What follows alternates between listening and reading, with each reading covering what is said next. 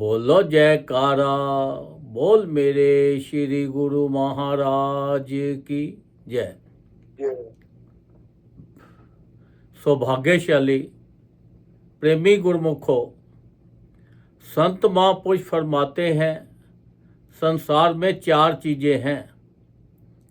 एक मूल्यवान, दूसरी जो है अमूल्य है, जिसकी कोई कीमत ही नहीं डाल सकते, और एक मूल्यहीन, जिसकी कोई कीमत ही नहीं है, और एक अल्प मूल्य, बड़े कम पैसों में, जिसका मूल्य बहुत कम पड़ता है।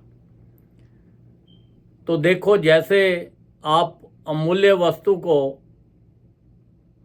जो मूल्य वस्तु है इसको आप कितना संभाल के रखते हो, और जो अमूल्य है उसकी आप परवाह ही नहीं करते, क्योंकि आपको उसके बारे में इतना ज्ञान ही नहीं है, मालूम ही नहीं है, क्योंकि आप मूल्यवान वस्तुओं के पीछे पड़े हुए हो। जो अल्प मूल्य होता है, बहुत कम मूल्य की, जैसे आप अपने घर के अंदर झाड़ू पोछा लगाते हो, तो झाड़ू वगैरह को कहाँ रखते हो? मूल्यवान तो वो भी है, पर वो बड़े कम मूल्य की है, तो उसको कहाँ रखते हो आप? घर के चौखट के पीछे रखते हो, बाहर रखते हो। तो जो आपके जेवरात है वो भी मूल्यवान है। अब वो बहुत मूल्य है, इसलिए आप उसको सेफ में रखते हो। जो पैसा होता है उसको खूब संभाल के रखते हो, और चीज़ें जितनी भी मूल्यवान हैं उनको आप जैसे जैसे उनकी कीमत होती है उसके मुताबिक आप उसको संभाल के रखते हो। तो जो मूल्यहीन है, जैसे एक मट्टी है, अब मट्टी की तो कोई वैल्यू नहीं पड़ती, अगर उसी का घड़ा बना दिया जाए, मटका बना दिया जाए, या बर्तन बना दिया जाए, तो वो भी मूल्यवान बन जाती है। ऐसे ही संसार में संत महापुरुष बार बार फरमाते हैं कि जो अमूल्य वस्तु है उसको आप पहचानो, उसका ख्याल रखो। आप जो बहुमूल्य है, जो उसके पीछे ज़्यादा मत घूमो, वो आपके खाली सुख भोगने के लिए है संसार के। जो असली चीज़ है वो अमूल्य वस्तु है। अब देखो, एक भगत था, वो अपना गरीब भगत था, वो उसके पास रात को उसने ड्रीम देखा, सपना देखा कि भगवान उसके आए हैं ड्रीम में और कहने लगे हैं, भाई तू गरीब तो है, पर तेरी हम गरीबी हमेशा के लिए दूर कर देते हैं। वो कहने लगा, जी कैसे? कहते हैं, यहाँ से उठ के आपने 3-4 मील इस तरफ जाना है, पूरब की तरफ, और वहाँ पे जाओ, एक संत महापुरुष की कुटिया आपको मिलेगी, झोंपड़ी मिलेगी, और उनके पास जो है मनी पड़ी है, वो मनी आप ले लो। पारस मनी पड़ी है, पारस मनी ले लो, तो आपका जीवन, सारी जिंदगी अपना खूब ऐश करोगे। अब वो उसको, जैसे ही उसकी नींद खुल गई, सुबह 4-5 बजे थे, अब वो सोच में पड़ गया कि दिन निकले जाऊं या अभी से जाऊं। अब नींद तो उसको आई नहीं, क्योंकि उसको तो सुपर मनी की जो पावर बनी थी, जिसके अंदर ताकत है इतनी, वो चाहिए थी पारस मनी। तो अब वो जैसे ही, अभी दिन भी पूरा नहीं निकला था, तो वो चल पड़ा उधर साधु की झोंपड़ी की तरफ। उसने बोला 3-4 मील जाना भी है। जैसे वो झोंपड़ी की तरफ गया, तो आगे वो साधु की जो कुटिया थी वो उसको दूर से नज़र आ गई, और बड़ा खुश हुआ। जब साधु महाराज के पास पहुंचा, संतों के पास पहुंचा, और उनसे जाके बोला, उन्होंने बोला, भाई आओ, कैसे आए हो, क्या बात है? उन्होंने अपना बताया कि देखो, मुझे तो आपसे पारस मनी चाहिए, तो ताकि मेरी दरिद्रता दूर हो जाए। तो उन्होंने बोला, पारस मनी तो है मेरे पास, मैं आपको दे सकता हूँ, पर मेरे पास यहाँ नहीं है। यहाँ से आधा मील दूर वो सामने जो बरगद का पेड़ चमक रहा है, उसके पास पड़ी है, जाके ले लो, कोई एतराज नहीं है। अब वो गया, वहाँ पे बरगद के पेड़ के पास दूर से ही उसको पारसमणि चमकती हुई दिखाई दी। अब जब दिखाई दी तो उसने बड़ा खुश हुआ, गया और वो खुले आकाश के नीचे ऐसे ही धरती पे वो पड़ी थी, उस मणि को उसने उठा लिया। जब मणि को उठा के बड़ा खुश हुआ, वो सोचने लगा इतनी कीमती चीज है ये पारसमणि, तो इन्होंने खुले पे रखा हुआ है। इसका मतलब कि ये जो संत महापुरुष है, बड़े पहुंचे हुए संत महापुरुष है, इनके पास ये पारसमणि से ज़्यादा कोई और भी कीमती मणि होगी।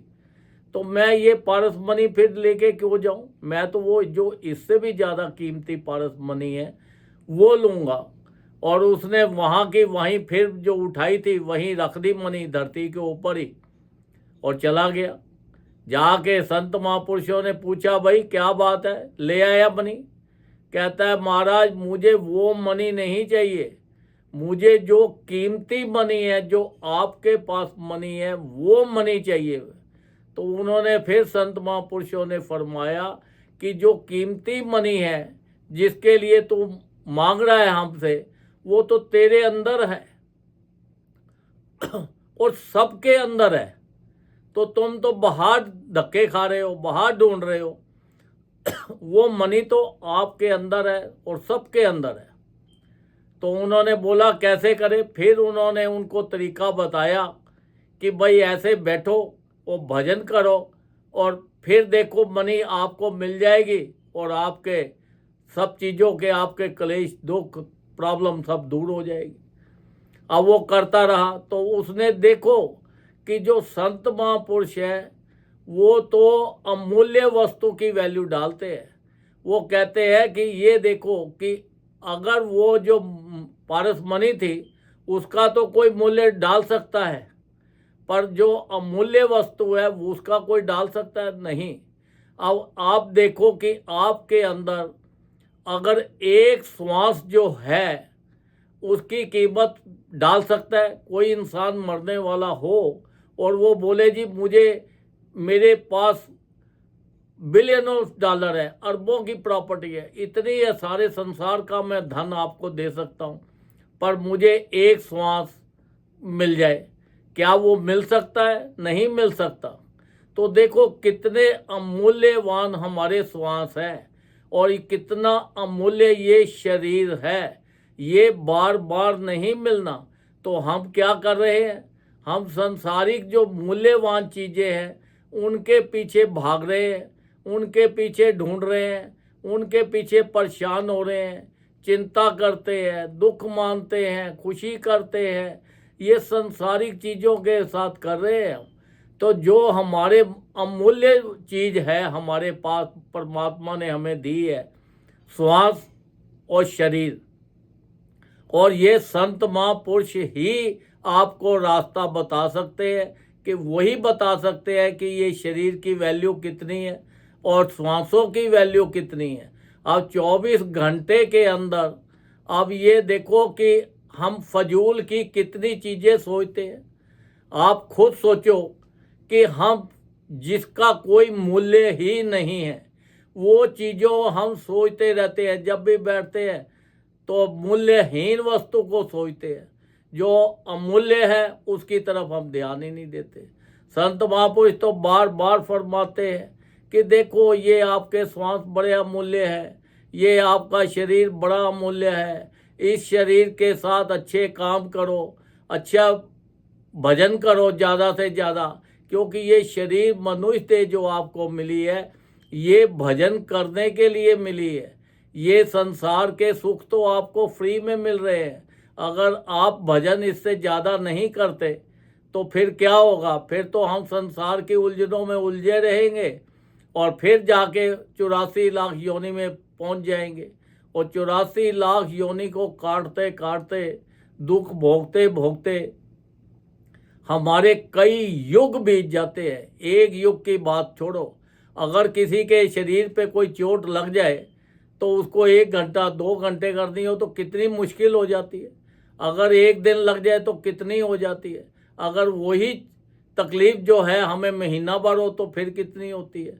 साल हो तो कितनी होगी। तो देखो हम कितना परेशान हो जाते हैं थोड़ी सी चीज़ के लिए, पर जो हमें 84 लाख योनि को भोगने के लिए कई युग बीत जाते हैं। आप ये सोचो कि वो योनियों में हमें कितना दुख मिलेगा, कितनी परेशानी होगी। ये तो परमात्मा ने हमारे ऊपर बड़ी अपार कृपा करके तो हमें ये जो मनुष्य दे दिया है, और उससे भी ज़्यादा अपार कृपा की कि अच्छे परिवार में जन्म मिला, और उससे भी ज़्यादा अपार कृपा हुई कि संत महापुरुषों की चरण शरण मिली। अब संत महापुरुषों की चरण शरण में जाएंगे तभी हमारा कल्याण होगा, क्योंकि बिना उनके कोई भी हमारा कल्याण नहीं कर सकता। अगर आपको दिल्ली से जयपुर जाना है तो आपको रास्ता तो लेना ही पड़ेगा। बिना रास्ते के तो आप जयपुर नहीं पहुंच सकते। घर पे बैठे बैठे आप बोलो जयपुर पहुंच जाएं तो कैसे पहुंच जाएंगे। संत महापुरुषों की चरण में जाना पड़ेगा, सत्संग सुनना पड़ेगा। जब सत्संग सुने तो हमारा ध्यान सत्संग में हो, हमारा ध्यान संसारिक चीज़ों में ना हो। हम सत्संग तो चल रहा है पर हम इधर इधर दूसरी चीज़ों को सोच रहे हैं तो हमें पूरा लाभ नहीं मिलता। तो संत महापुरुष तो बार बार हमारे ऊपर कृपा करते हैं। उन्होंने तो हमारे ऊपर इतनी अपार कृपा की कि देखो ये जो मनुष्य का स्वभाव है, इसका जो मन है ये संसारिक चीज़ों में लगा हुआ है, इसका भजन में ध्यान नहीं लगता। उसके लिए हमारे लिए उन्होंने कितनी अपार कृपा करके हमारे लिए 5 नियम बना दिए। श्री आरती, पूजा, सत्संग, सेवा, सिमरन और ध्यान। जो श्रद्धा सहित करे निश्चय हो कल्याण। वो कहते हैं कि जिन्होंने परिवार के अंदर ये 5 नियमों का भी पालन हो गया तो उस परिवार का भी कल्याण हो जाएगा। तो देखो कितनी संत महापुरुष अपार कृपा कहते हैं। वो कहते हैं 24 घंटे के अंदर अगर आपने 2 घंटे भी भजन कर लिया तो आपका कल्याण हो जाएगा। बार बार जोर दे रहे हैं कि 5 नियमों का पालन करो, 2 घंटे भजन अभ्यास करो, ताकि आपका जीवन, देखो संत महापुरुष तो साक्षात परमात्मा है, वो सब कुछ कर सकते हैं।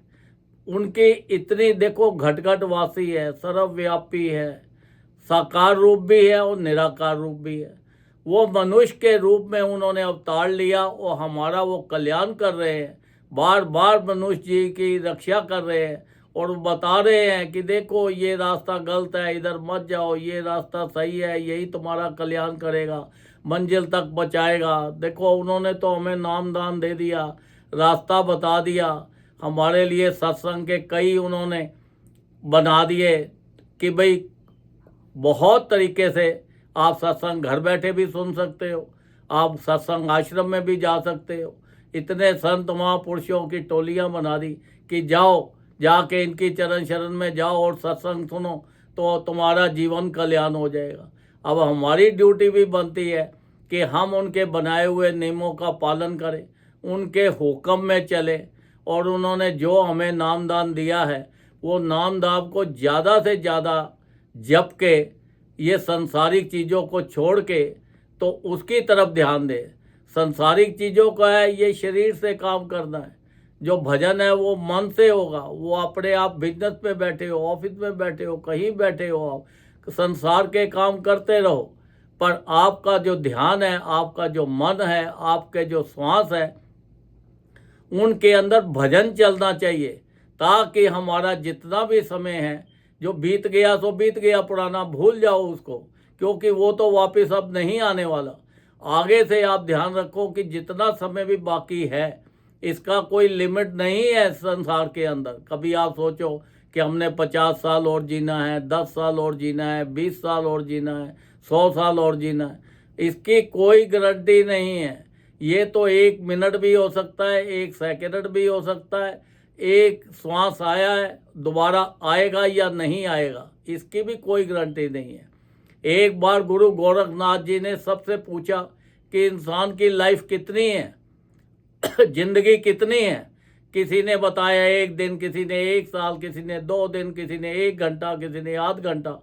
जब सुथरे शाह की वारी आई तो उसे पूछा भाई कितनी है जिंदगी, उसने बोला लख लानिया सुथरिया जे दमदा करे वसा। लख लानत उसने अपने आप को दी सुथरे शाह ने कि अगर दम का अगर हम विश्वास करते हैं, वो कहते हैं कि एक श्वास तो आया है, दूसरा श्वास आएगा या नहीं आएगा इसकी भी कोई गारंटी नहीं है। तो इसलिए देखो इतनी अमूल्य चीज़ हमारे पास पड़ी है जिसकी हम वैल्यू नहीं डाल रहे, कीमत नहीं डाल रहे, और उसको 24 घंटे हर वक्त हम उसको वेस्ट करते जा रहे हैं, बेकार की फजूल की चीज़ों को सोचते रहते हैं जिससे हमारा कोई भी मकसद हल नहीं होता।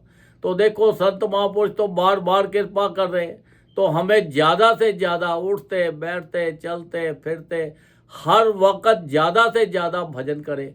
जितना ज़्यादा भजन करेंगे उतनी संसार की ज़्यादा खुशियाँ हमें मिलेंगी, उतनी संसार की हर चीज़ हमें मिलेगी, हमारी बीमारियाँ कट जाएंगी, हमारे घर में खुशियाँ ही खुशियाँ आएंगी हर तरह से। क्योंकि जहाँ पर परमात्मा का नाम होता है वहाँ पर रिद्धियाँ सिद्धियाँ अपने आप ही पहुँच जाती हैं, उनको बुलाना नहीं पड़ता।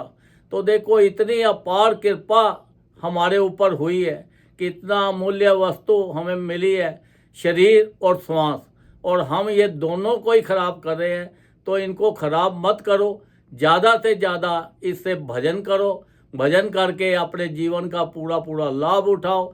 जो संत महापुरुषों ने हमारे ऊपर कृपा की है उस कृपा का पूरा पूरा लाभ उठाओ ताकि हमारा लोक भी सुखी हो जाए और हमारा परलोक भी सुखी हो जाए। बोलो जयकारा, बोल मेरे श्री गुरु महाराज की जय।